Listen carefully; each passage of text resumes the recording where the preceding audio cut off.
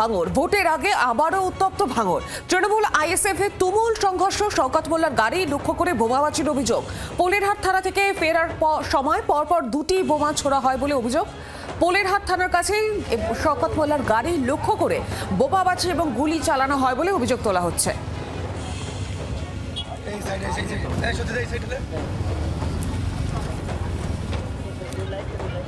কি হয়েছিল জেনে নেব, গোটা বিস্তারিতভাবে জানাবেন। টেলিফোন লাইনে রয়েছেন প্রতিনিধি প্রসেনজিৎ সর্দার। প্রসেনজিৎ, কি জানা যাচ্ছে? দেখো, এখনো পর্যন্ত যেটা আমরা জানতে পারছি যে শওকত মোল্লার গাড়ি লক্ষ্য করে পরপর দুটি বোমা কিন্তু ছোড়া হয়েছে এবং একটি গাড়ি, তার যে জেড ক্যাটাগরি, সেই একটি গাড়ি কিন্তু ক্ষতি হয়েছে বলে এমনই কিন্তু দাবি করেছেন শওকত মোল্লা। এবং এই ঘটনায় যখন ঘটে তখন কিন্তু পোলেরহাট থানা থেকে বেশ কিছুটা দূরে কিন্তু এই ঘটনা ঘটেছিল, বলা যেতে পারে ঢিলছড়া দূরত্বে। এবং যেটা শওকত মোল্লা আরো জানাচ্ছে যে গতকালের যে ঘটনা ঘটেছিল, তার দলের যে নেতা আছে খৈরুল ইসলাম, সেই ঘটনার পরিপ্রেক্ষিতে থানাটা অভিযোগ করতে গেছিলেন শওকত মোল্লা এই খৈরুল ইসলামকে নিয়ে। আর থানা থেকে ফেরার পথেই কিন্তু এই দুষ্কৃতীরা কিন্তু হামলা চালায় এবং ঘটনাস্থলে পুলিশ যায় তাজা বোমা কিন্তু দুটো উদ্ধার করেছে এবং দুটি বোমা ব্লাস্ট হয়েছে বলে কিন্তু শওকত মোল্লা জানাচ্ছে। এবং শওকত মোল্লা আরো দাবি যে তার জেড ক্যাটাগরি নিরাপত্তা, সেই জায়গায় দাঁড়িয়ে কিভাবে এই দুষ্কৃতীরা হামলা চালালো সেটাই কিন্তু প্রশ্ন তুলছে। পাশাপাশি এই ঘটনা সম্পূর্ণ দায় করেছে কিন্তু আইএসএফ এর বিরুদ্ধে। এখনো পর্যন্ত এই ঘটনার পিছনে আইএসএফ কিন্তু কোনো প্রতিক্রিয়া আমরা পাইনি। তবে গতকালের যে ঘটনা, দফায় দফায় কিন্তু গন্ডগোল হয় এবং বলা যেতে পারে রাত 12টা পর্যন্ত কিন্তু এই গন্ডগোল চলে। এবং ভাঙর কিন্তু বলা যেতে পারে এই 2026-এর ভোটের আগে যে উত্তপ্ত হচ্ছে ধাপে ধাপে, সেটা কিন্তু সাধারণ মানুষ ভয় বা আতঙ্কের মধ্যে আছে। তবে যে জায়গায় এই ঘটনা ঘটেছে সেটা বলা যেতে পারে পোলেরহাট থানা, মানে যেটা ভাঙর 2, যেটা আইএসএফ এর শক্ত ঘাঁটি। আর সেখানে কিন্তু যে দলের আরেক নেতা সেখানে একটা বৈঠক করতে গেছিলেন বা কর্মী সভা করতে গেছিলেন, তারপরেই কিন্তু দফায় দফায় এই গন্ডগোলটা শুরু হয় বলে কিন্তু আমরা জানতে পারছি। একেবারে প্রসেনজিৎ, তুমি সঙ্গে থাকো, আমরা শুনবো ক্যানিং পূর্বে তৃণমূল বিধায়ক শওকত মোল্লা, তিনি কি বলছেন।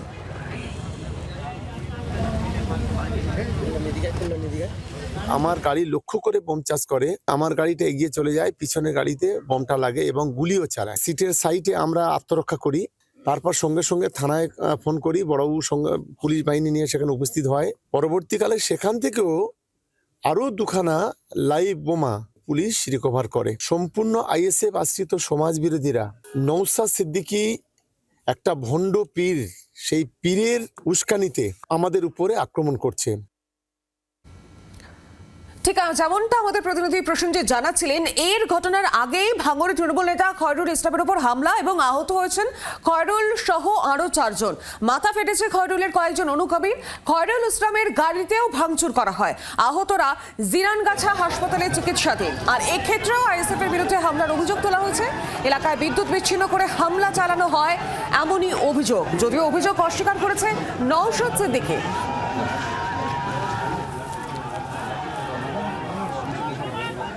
বিশাল সংঘর্ষ হচ্ছে আমাদের গাজীপুরে।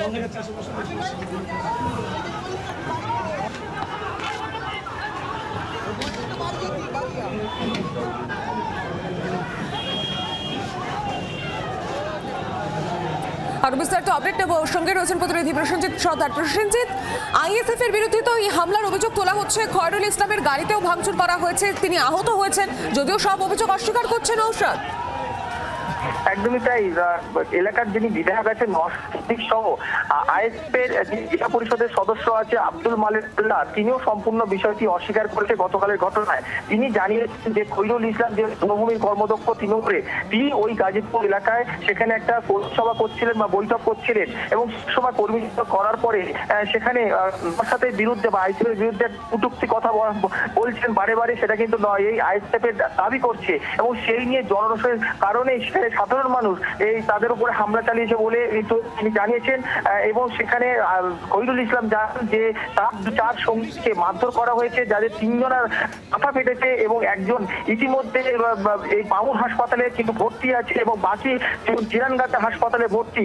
এবং খৈরুল ইসলামও কিন্তু আহত এবং খৈরুল ইসলামের যে গাড়ি, সেই গাড়ি লক্ষ্য করে ইট ছোড়া হয়েছে, গাড়ির সামনের কাজ ভেঙেছে, গাড়ি ক্ষতি হয়েছে এমনই কিন্তু করেছেন। এবং পাশাপাশি সম্পূর্ণ অভিযোগের তীর এই আইএসএফ এর বিরুদ্ধে। এবং যখন এই ঘটনা ঘটে তখন যে ইলেকট্রিক যে লাইন, সেই লাইন কিন্তু অফ করে দিয়ে কিন্তু দুষ্কৃতা হামলা চালা বলে এমনই অভিযোগ।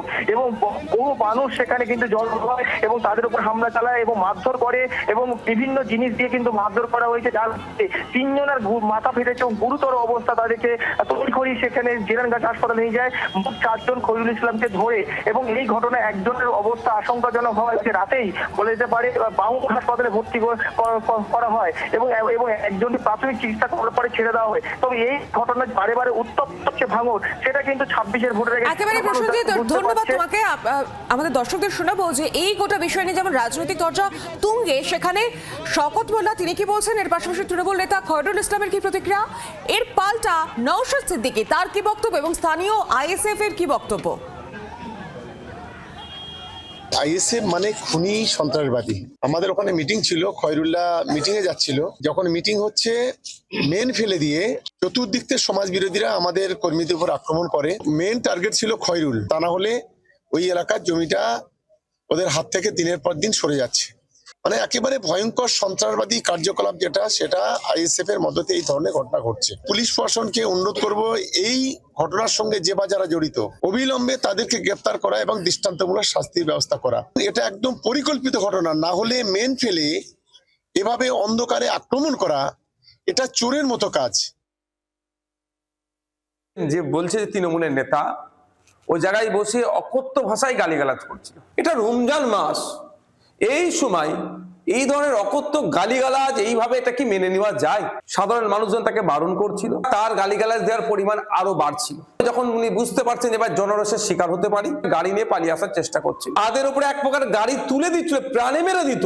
আর দুর্বল চিত্রনাট্য, এলাকাকে অশান্তির আগুনে তোলার চেষ্টা করছে। এই শওকত মোল্লা সাহেবের কথা শুনে মনে হয় নিরপেক্ষতা বজায় রেখে তদন্ত হোক, এই কর্মকাণ্ড কোনোভাবে বরদাস্ত করা যাবে না। পূর্ব পরিকল্পিতভাবে আমাকে জানে মেরে দেওয়ার পরিকল্পনা করেই মেন ফেলে দিয়ে চতুর্দিক থেকে 400-500 কর্মী এসে আইএসএফের আমার গাড়ির উপরে অ্যাটাক করে, আমাদের ছেলেদের উপরে অ্যাটাক করে মাথা ফেটে দেয়।